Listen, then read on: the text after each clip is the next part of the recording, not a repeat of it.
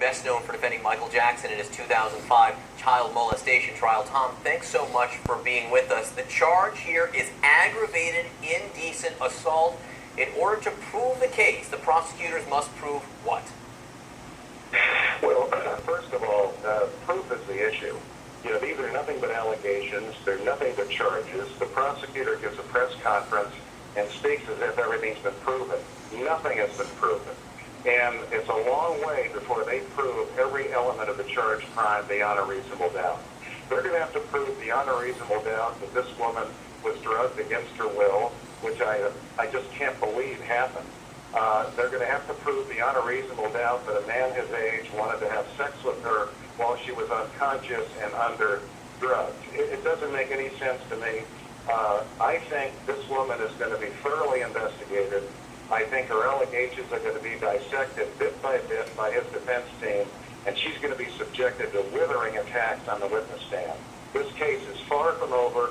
These are nothing but allegations. He's presumed innocent, and he will continue to be presumed innocent until something's proven beyond a reasonable doubt.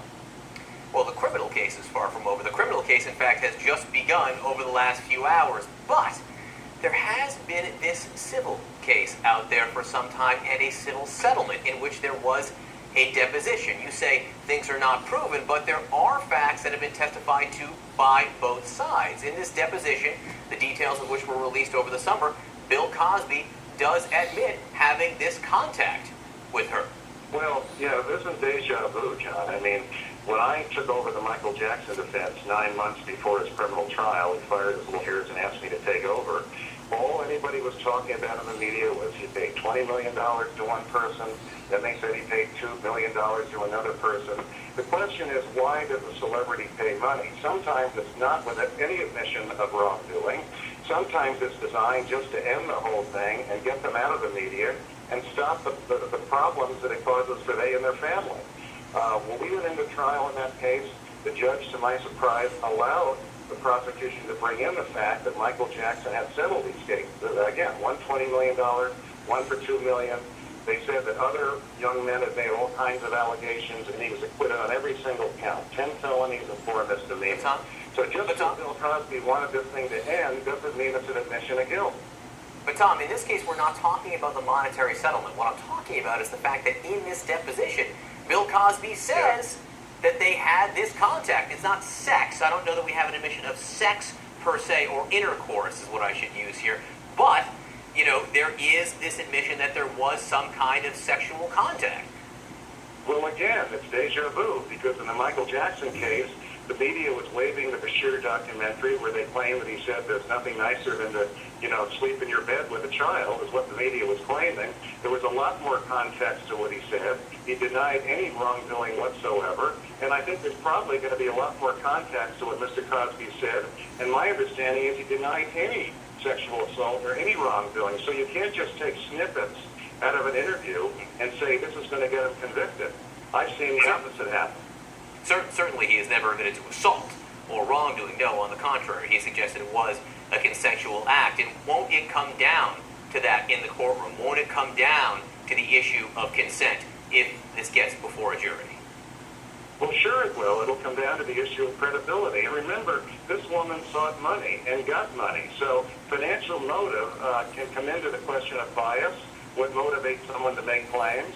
And why were they willing to take money and go away? There's a lot more to this than meets the eye at the moment.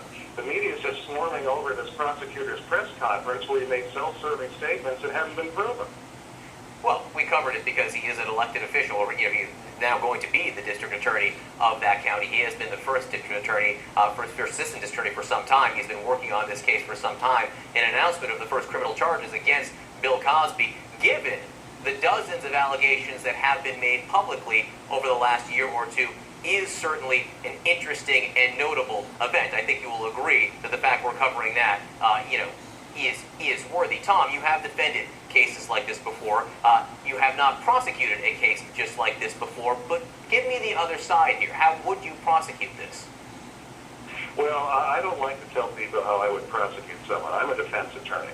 And again, it's all deja vu. They said all these young men were coming forward to show that Michael Jackson had a modus operandi, and they fell like dominoes. I mean, it was like bowling pins. one witness was destroyed after another. That may happen in this case. These women have come out years later with allegations. They've jumped on a bandwagon, and I can't believe that these people are all credible. Why did they come back so late? And you may see them devastated in a courtroom.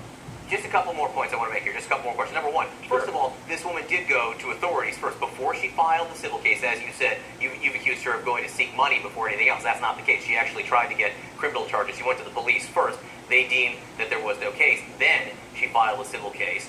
The second thing I just want to ask you, have you been contacted by Bill Cosby at all?